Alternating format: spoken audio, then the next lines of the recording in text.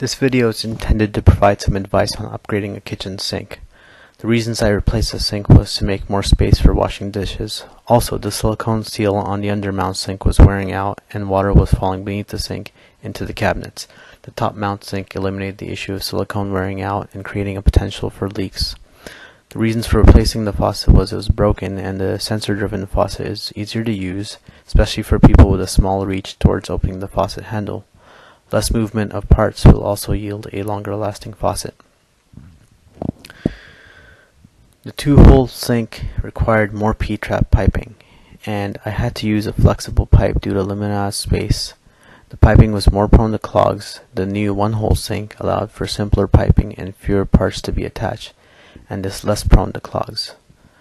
I used a laser measure below to get my overall length and width. This helped me determine if I had enough room to install the new sink. It also allowed me to give the Granite cutting company a better idea of how much they needed to cut and where they needed to cut. I used a Rivati RVH8001 top mount stainless steel sink. Moen with motion sense faucet, part number 87350 ESRS. The stainless steel finish of the faucet blended well with the sink's stainless steel finish. The faucet is motion activated. I used OCCountertops.com to help me cut my granite to the right size for my new sink. Piece of advice: try not to get any water damage on your granite. It will make cutting of the granite easier. A 2x4 was placed under the sink to provide support for the heavier top mount sink. This is the new sink prior to having it fastened properly. This was an alternative sink I considered. It's able to fasten and click into place without the use of fasteners.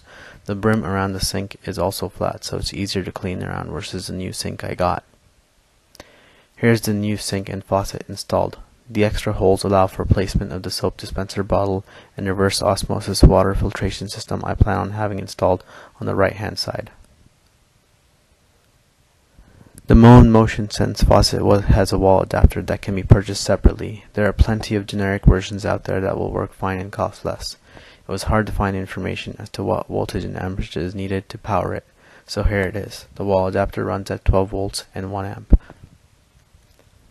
Here's a side-by-side comparison of the old versus new sink installation. A few drawbacks of the sink are that the bottom is so flat that it's harder to clean, and also the inside edges are so small that they are also hard to clean. The following video is a demonstration of the new faucet's functionality.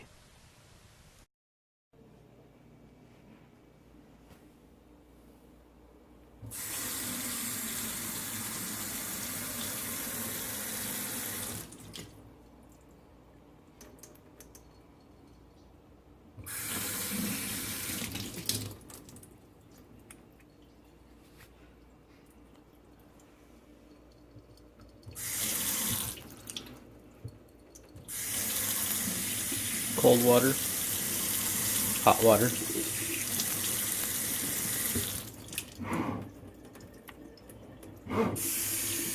regular, spray mode.